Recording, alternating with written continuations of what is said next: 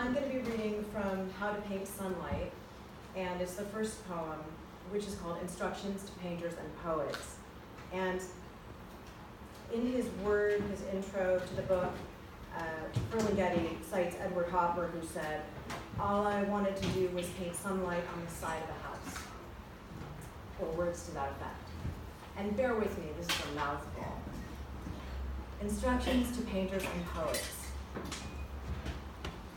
I asked 100 painters and 100 poets how to paint sunlight on the face of life. Their answers were ambiguous and ingenuous, as if they were all guarding trade secrets. Whereas it seems to me, all you have to do is conceive of the whole world and all humanity as a kind of artwork, a site-specific artwork, an art project of the God of light, the whole earth and all that's in it, to be painted with light. And the first thing you have to do is paint out postmodern painting. And the next thing is to paint yourself in your true colors, in primary colors, as you see them, without whitewash. Paint yourself as you see yourself, without makeup, without masks. Then paint your favorite people and animals with your brush loaded with light. And be sure you get the perspective right and don't fake it, because one false line leads to another.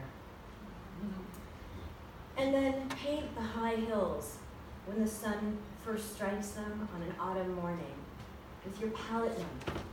Lay it on, the cadmium yellow leaves, the ochre leaves, the vermilion leaves of a New England autumn, and paint the ghost light of summer nights and the light of the midnight sun, which is moonlight. And don't paint out the shadows made by light. For without chiaroscuro, you'll have shallow features. So paint all the dark corners too, everywhere in the world, all the hidden places and minds and hearts which light never reaches, all the caves of ignorance and fear, the pits of despair, the slough of despond, and write plain upon them, abandon all despair, ye who enter here. And don't forget to paint all those who lived their lives as bearers of light.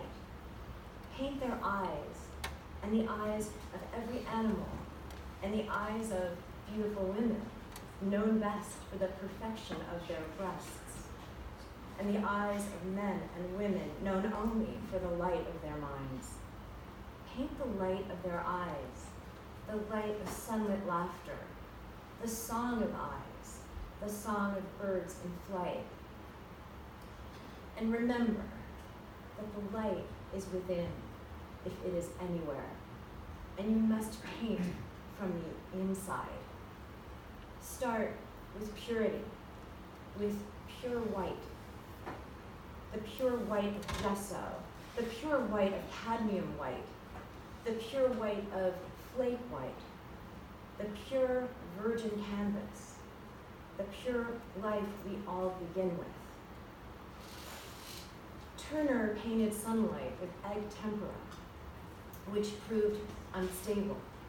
And Van Gogh did it with madness and the blood of his ear, also unstable. And the Impressionists did it by never using black. And the abstract expressionists did it with white house paint. But you can do it with the pure pigment if you can figure out the formula of your own true light. But before you strike the first blow on the virgin canvas, remember its fragility, life's extreme fragility.